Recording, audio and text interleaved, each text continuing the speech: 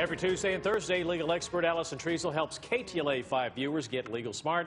Allison joining us right now to answer your question. Allison, we're talking about evictions and renting. This is really, right. you said it's a huge topic. So it is. I'm going to scratch the surface, but it is a huge topic, and I'm going to try and answer as best I can. Break it down a little bit. We do have a question from a viewer, Sylvia. She basically converted her garage into a room and has been renting it for about 2 years, and this is what she writes to us. She says, now I'm engaged and my fiance and I are planning to remodel the house and that back room back there. However, the renter does not want to move out. What are my rights to move her out of my house? Goodness. Okay, so the first concern I have for Sylvia is, did she lawfully rent this converted garage?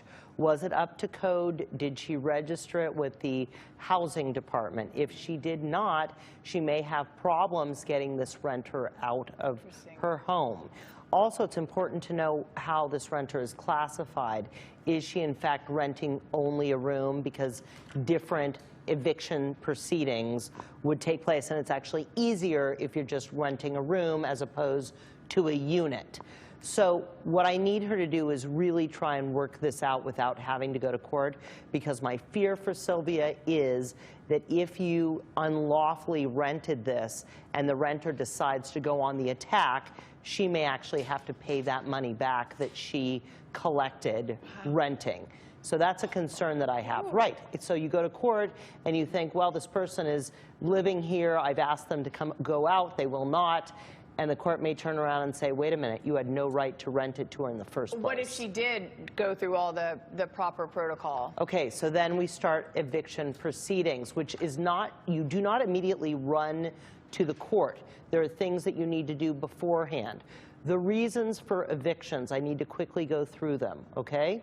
So if someone has not paid their rent, if someone has violated the terms of their lease, if they're causing a nuisance, if they have created a lot of damage, or if they're doing something illegal on the premises. You need to give them notice before you go to court. Either a 30-day is standard, sometimes it's a 3-day if they can correct it. Give them that opportunity to pay or get out.